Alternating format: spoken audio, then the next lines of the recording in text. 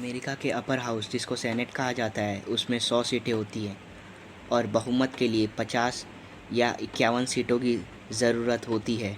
वहीं अमेरिका के lower house में 435 सीटें होती हैं जिसमें 218 मेजॉरिटी का आंकड़ा माना जाता है। अमेरिका के लोअर हाउस में हाल ही में एक बिल पारित हुआ है। यह बिल है अमेरिका की राजधानी वॉशिंगटन डीसी को अमेरिका का 51वां राज्य बनाने का। यहाँ यह ध्यान दीजिएगा कि अमेरिका में 2 वॉशिंगटन हैं, एक अमेरिका की राजधानी वॉशिंगटन डीसी और दूसरा अमेरिका के नॉर्दर्न साइड में एक वॉशिंगटन स्टेट है और दूसरा अमेरिका की राजधानी वॉशिंगटन डीसी जो वर्जीनिया शहर के बॉर्डर के पास आती है। हालांकि रिपब्लिकन पार्टी जो ट्रंप की पार्टी है उसने इस बिल के विरोध में वोट किया है।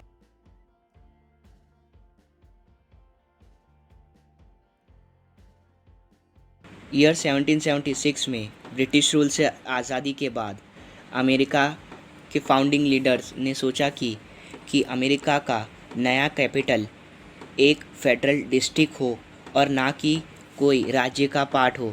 इसलिए 1776 में एक डिस्ट्रिक्ट बनाया गया जिसका नाम एक्सप्लोरर कोलंबस और यूएस के पहले राष्ट्रपति जॉर्ज वॉशिंगटन के नाम पर रखा।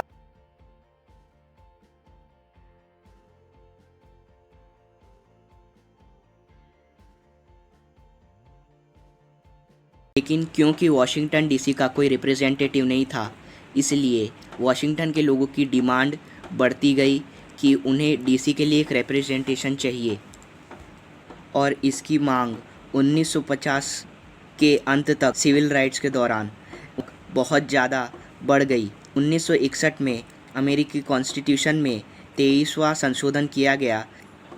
वॉशिंगटन डीसी में रहने वाले लोगों को वोट देने का अधिकार मिला, जो कि पहली बार वॉशिंगटन के लोगों ने 1964 में वोट किया क्योंकि 1964 में प्रेसिडेंट के इलेक्शन हुए थे। 1974 से वॉशिंगटन डीसी के खुद के काउंसिल और मेयर है, लेकिन वो यूएस कांग्रेस के अंतर्गत काम करते हैं। डीसी का हाउस ऑफ रिप्रेजेंटेटिव में सिर्फ एक मेंबर है जिसका कोई वोटिंग पावर नहीं है।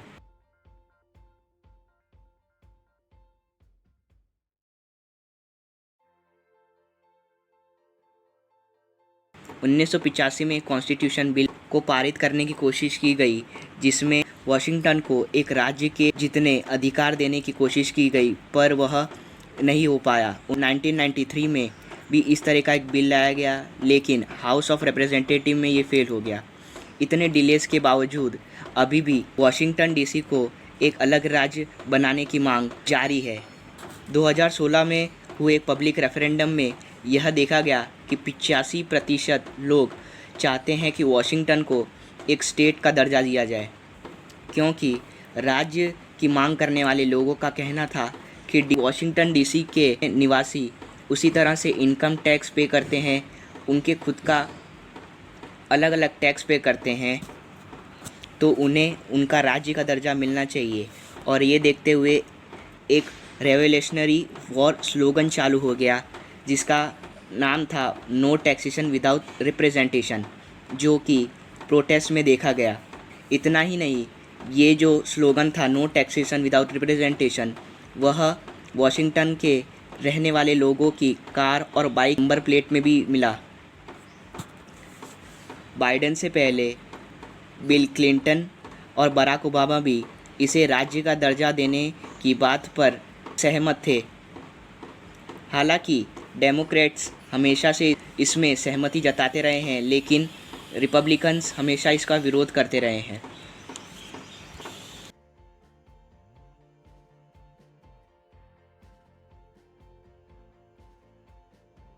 हालिया समय में राज्य के दर्जे की मांग और तेज़ हो गई जब पिछले साल ब्लैक लाइव्स मैटर प्रोटेस्ट सामने आए। डीसी में अफ्रीकन अमेरिकन लोगों की संख्या वो 68 लाख है और वह डीसी में रहने वाले लार्जेस्ट एथनिक ग्रुप हैं। इसलिए उन्होंने डिमांड किया कि अफ्रीकन अमेरिकन को भी अमेरिका में एक अलग राज्य दिया जाए। जून 2020 में डेमोक्रेट्स ने हाउस ऑफ रिप्रेजेंटेटिव्स कंट्रोल किया, एक लॉ पास कराया और कहा कि यह लॉ से वह वाशिंगटन डीसी को अमेरिका का 51वां राज्य बनाना चाहते हैं और उन्होंने कहा कि वह इसको 19वीं शताब्दी के ब्लैक अबॉलिशनिस्ट फ्रेडरिक डॉगलस के नाम पर रखना चाहते हैं, पर यह सेनेट में फेल हो गया बिल और 6 जनवरी को वाशिंगटन डीसी के कैपिटल हिल में हिंसा हुई और डीसी की अथॉरिटी के पास कोई पावर नहीं थी कि वो नेशनल गार्ड को मैनेज कर सके जैसे कि दूसरे स्टेट्स कर सकते हैं।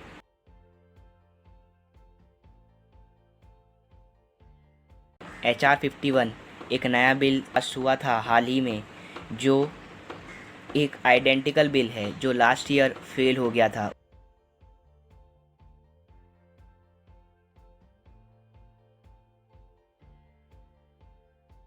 अब ये बिल को पास कराने के लिए अभी उसको हाउस ऑफ रिप्रेजेंटेटिव्स और सेनेट में पास कराना होगा।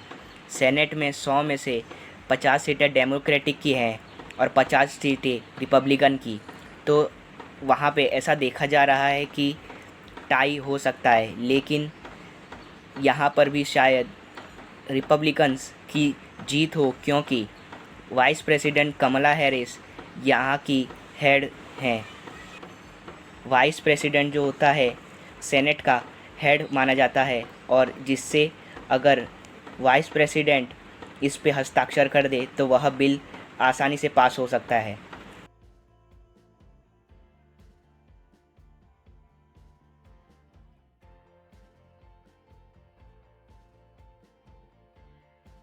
डेमोक्रेट्स ये बिल पास कराना चाहते हैं क्योंकि वॉशिंगटन में डेमोक्रेट्स के बहुत ज़्यादा सपोर्टर्स हैं और जो बाइडन के सपोर्टर्स भी।